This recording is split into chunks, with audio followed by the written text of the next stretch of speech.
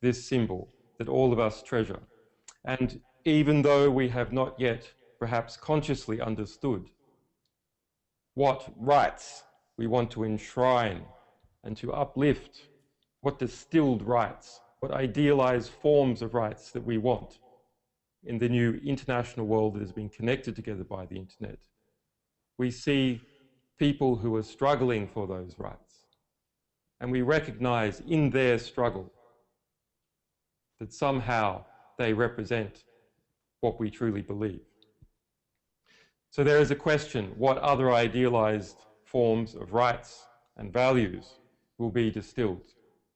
And that is in part your job as artists, to find them, to experiment and to present them.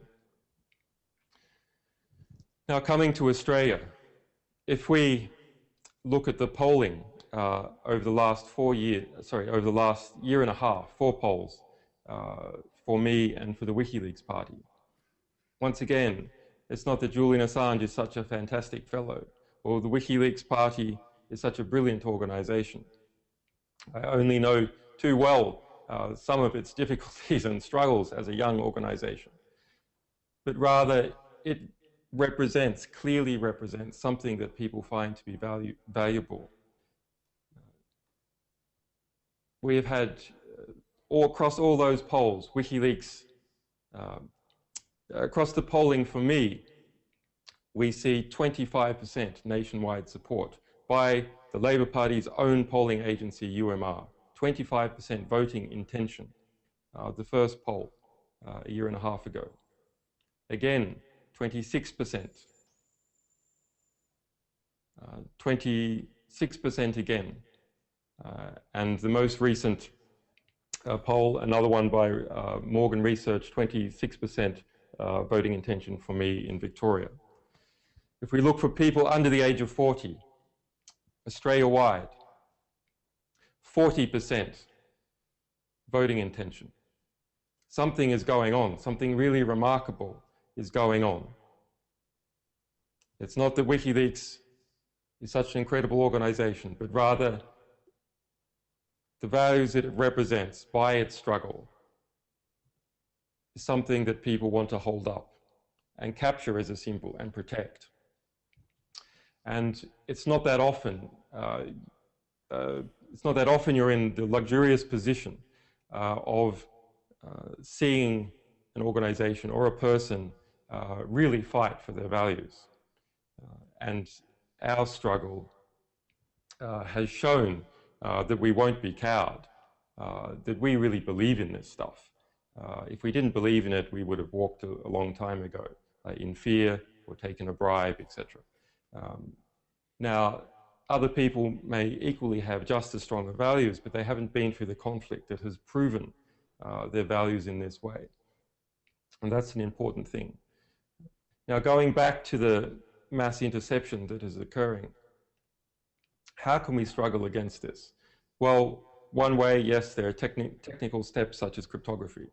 The other is to understand the power of this new body politic that has developed internationally in English and in other languages and domestically in Australia, to harness this new body politic. We always talk about the internet being the one thing that can smash through the manufacture of consent, that historical manufacture of consent by corrupt media organizations. And it's true. The internet has largely provided a mechanism to get around the worst of this manufacturing of consent. But when we see the mandate, the democratic mandate coming out of these polls, we can understand there's another way to get change, to erect these values as part of a measured mandate. That's what elections are about when they work well.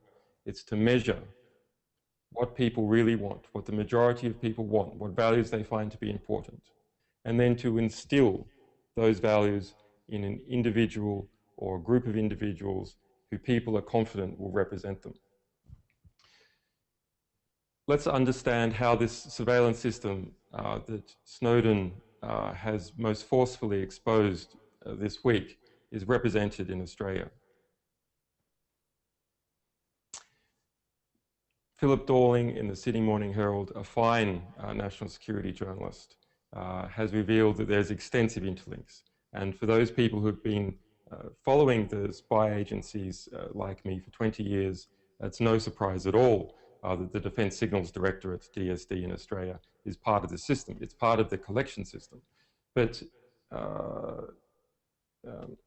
and we see that some of the documents themselves that Snowden has released show that GCHQ, the sister organisation of the National Security Agency and DSD, entered into the prison program back in 2011.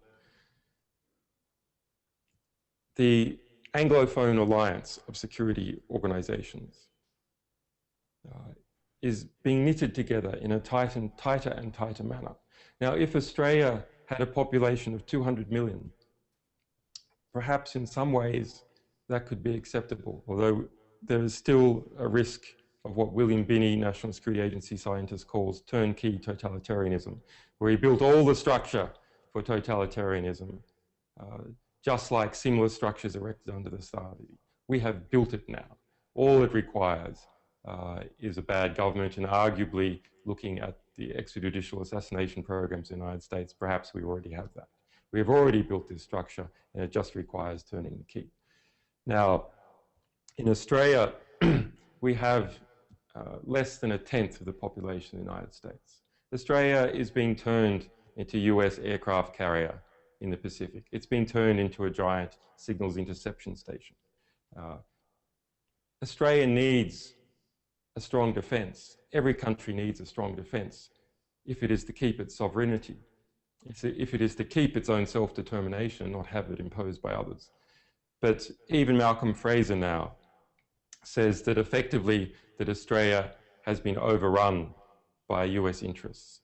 And that works at a practical level. It works by cross-training programs where key members of the Australian military and key members of the Australian Defence Signals Directorate and others are sucked into this system, flown off to the US, get preferment and so on. It works at a higher level with individuals like Bob Carr and Marc sucked into the US embassy system back in the 70s, lifted up in various ways, given information about how to pursue their careers.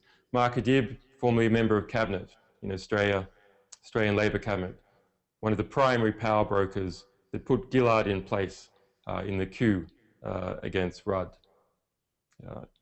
described in the cables released by Wikileaks as a long-time source to the US Embassy. A source, in fact, they describe throughout his political rise. Australia is the easiest place in the world for US intelligence agencies to work. We have less than 1/10 of the population of the United States, and we are the easiest country in the world to work. Why? Because we speak English, because our structures are basically the same as the United States. We're a younger country, and so the hidden class structure is not so hidden as it is, for example, here in the United Kingdom. Australia was referred to back in the 1960s by the KGB as the place you go for R&R, similarly from the CIA. The penetration of the Australian Union movement by successive so-called labour attaches working out of the US Embassy is something that has been happening from the 60s. That's why you see Foreign Minister Bob Carr even admit to meeting in his 20s alone, as he was working for the unions with the US Embassy at least 3 times. What does a New South Wales union man have to do with the United States Embassy? Similar figures have been corrupted in Australian politics, and the majority from the Australian Labor Party, like Bob Hawke, still a relatively popular figure in Australia, but the Kissinger cables released by WikiLeaks demonstrate the extent, partly demonstrate the extent of his political corruption, his attempted political subversion and giving of political intelligence on the Whitlam government. So Australia really has a difficult time to secure its own sovereignty in the face of an English-speaking power that is over 10 times the size and has the basic structures. There's very little barrier to entry. And that is why we have to take absolute care that this militarization of cyberspace, the militarization of civilian life, is kept as far as possible from Australia. Not by weakening Australia's security or its military, but rather by strengthening them to make them more independent, so that they're actually working for Australian values. To strengthen the Australian government and to strengthen Canberra, so it is actually working for Australians. It is not working for networks that people like Marc or Bob Hawke or the Foreign Minister Bob Carr have been developing for years and years. Who do they represent when they get into Canberra, really? Of course, they represent their networks. They represent the US Embassy. Bob Carr, who does he really represent? Well, he also represents Macquarie Bank. And you know exactly where he's going to go after the election. He'll go off to some high-paid US consulting job or back to Macquarie Bank. Similarly for Gillard and her lot.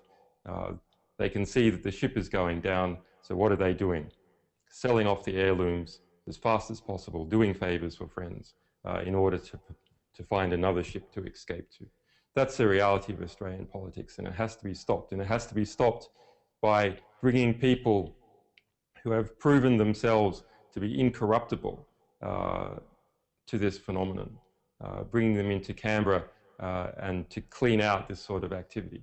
It also needs to be done by laying down protective legislation. In 2011 to 2012, there were 300,000 warrantless, at least 300,000 warrantless collections of data on Australian citizens by Australian police forces and the Attorney General's office. That doesn't include the bulk interception that the National Security Agency is doing, which runs to, for the United States alone, over 2 billion interceptions per month, just through the US IT companies. The 300,000 figure is just what we can see easily. So we have to ask the question, given the relationship between the Defence Signals Directorate, Australia's bulk spying agency, and the National Security Agency, and ASIO and the CIA and the National Security Agency, are we seeing an effective laundry happening? Because this has happened in other countries. So the United States has some legislation, very, very poorly applied and poorly interpreted, saying that, well, under certain circumstances, they can intercept the telecommunications content of Americans. So they can intercept the metadata, the description of who speaks to who, which reveals the entire social structure of a country. They can intercept all that without a warrant, but they need to be a little bit careful about intercepting Americans. But the way this intelligence game has worked in the past is countries just intercept their citizens for each other. The Defence Signals Directorate can be tasked by the United States